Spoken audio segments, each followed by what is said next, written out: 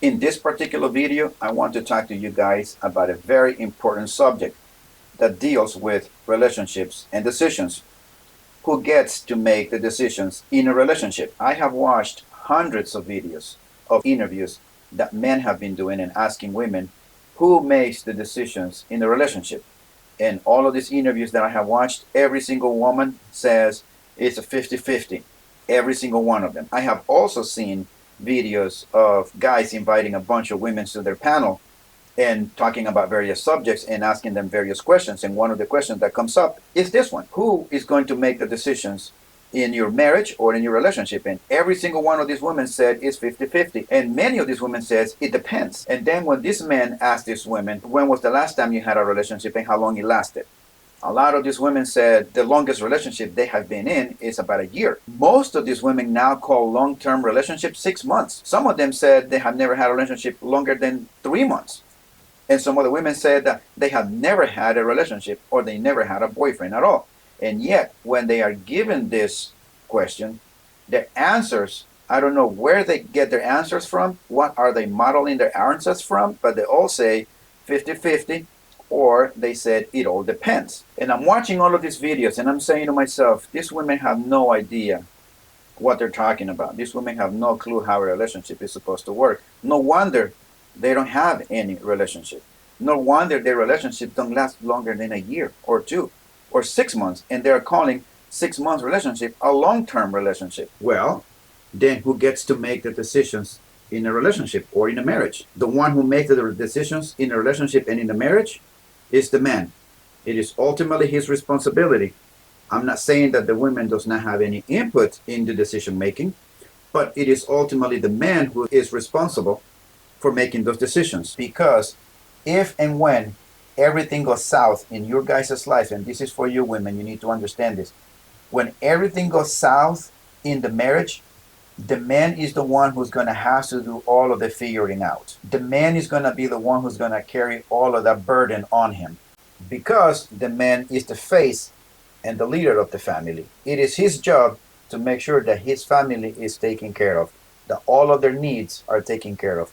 And with that responsibility comes the ability to make those most important ultimate decisions in the home. Let me give you guys some personal examples as to how decision making in a successful relationship is supposed to go about. I'm going to give you guys 3. One that was very early in our marriage, the second one 10 years later or so, and the other one is a very recent of about 5 months ago. When my wife and I got married, I was 22 years old.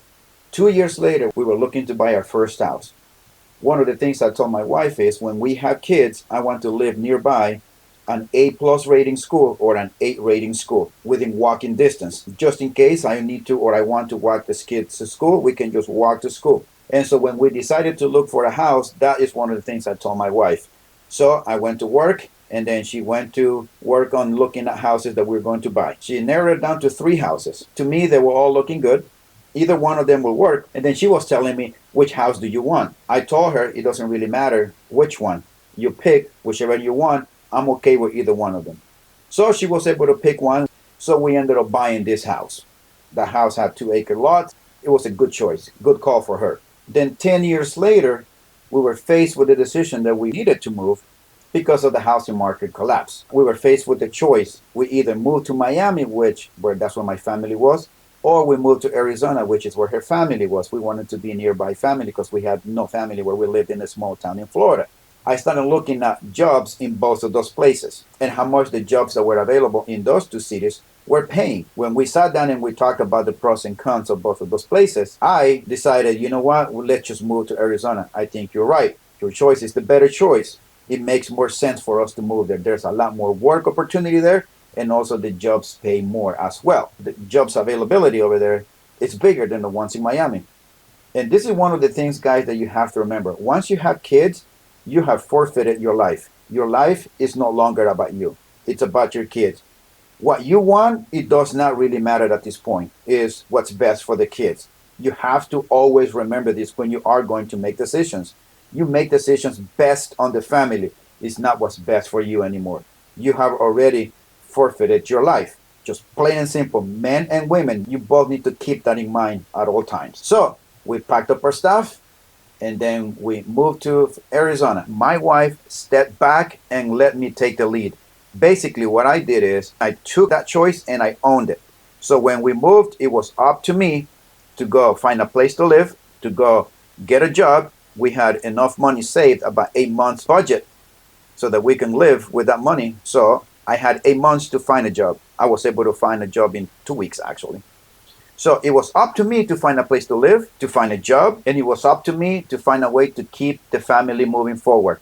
My wife, on the other hand, she was looking for, again, an A+ rating school, and then looking for a house that we could rent within that district, within walking distance from school. Everything that we did 10 years prior, she was not doing again. She knew what she had to do, and that's what we did. We stayed in this neighborhood with an A+ rating school. The kids just walked to school, and then I went to work. We lived in this house for a year while we were looking for the house to buy. My wife just stepped back and let me take the lead. She just supported me and encouraged me.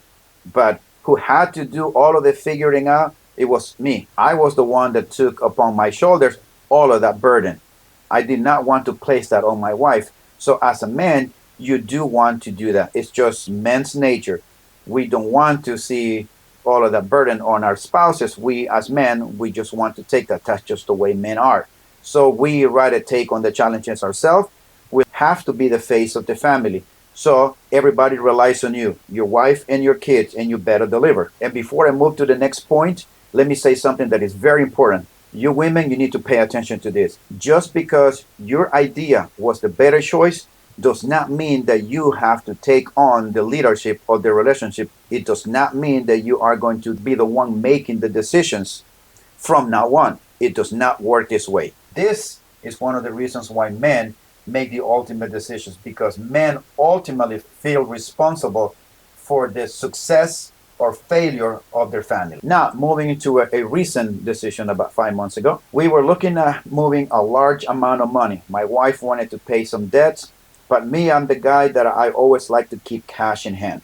I always say if something happens, if something goes south, and we need money, we don't need to liquidate a house. It will take some time for us to do that. It is easy just to pull the money out. So we were talking, we were doing the numbers. She has been pleading her case that we should do this and this with this money. I said at the end of that, I was analyzing everything. I'm a numbers guy. At the end of our conversation, I simply said to her, no, I don't think that's a good idea. So she was able to see where I was coming from, and she understood what I meant. And then we decided to do that, and we pulled the trigger on that. That was totally on my decision, and that's the decision that we took. In fact, just let me give you one more. About 6 to 8 months ago, there was a property down our street, like 4 houses down, that she has been wanting to buy because we have not bought a property in about 5-6 years. I said we shouldn't buy it. The houses are too expensive. Interest rate is too high. We want to wait till a market goes down or another market collapse so we can buy more properties cheap. That's just the way I am. I'm a numbers guy. I'm a business guy. Anyways, so we went and looked at this house. Great looking house. I really liked it. It's going to be a nice rental property. We got home and I sat down, the whole buyer's remorse. I didn't want to have that. So me, with the cool-headed guy, I was thinking, doing the numbers and analyzing and just looking at the price for the house. It was too outrageous for me. And she has been contacting lender. She has done all of those things and wanted to get the ball rolling. And I finally said, no, you know what? No. I don't believe this house is worth this much. And then I started asking her all this bunch of questions. Finally, she was able to understand. And then she said, you know what? Yeah, you're right. I don't think it's a good idea. We did not buy this house and we just let it go. That's another decision that I had to make. And this is how we run our home. This is how we run our family. The one good thing about my wife is that she's very understanding, and she's also a very logical person too. When she gets too emotional, that's when I get to put the brakes on and then trying to get her to see things from a logical point. And the good thing that she does have that ability to do that. This is how a marriage is supposed to work. You guys, you are supposed to take the ultimate decision. And I say the ultimate decision because as you both analyze both of your views, that her choice is going to be the better choice in some cases. And you have to see things objectively, and you have to be honest with yourself and accept. And then at this point, man, make sure that you take her choice and then you own it. And it is your job, take it from them. And you women are supposed to stand back and let the man lead. Let the man take the charge. Let the man figure it out, and you support and encourage the men. This is what I tell my daughter to do. When she gets married, I said, do not try to be the boss babe, independent woman. It is a recipe for disaster. You want to be the supportive wife, and if your husband, for some reason, happens to agree with you, then you need to stand back and let the man lead. Don't fall into this notion that just because your idea was the better idea and now you guys are doing that one, you get to be the one who has all the saying and what goes and what doesn't. It does not work like that, women. Listen, relationships and marriage don't work like that. And if you want to be like this, good luck trying to have a successful relationship or a marriage. It will bring you a lot of problems and a lot of headaches, and eventually a divorce can happen. You don't want that. In 22 years of marriage, like I've been saying before, my wife and I have never ever had a single fight.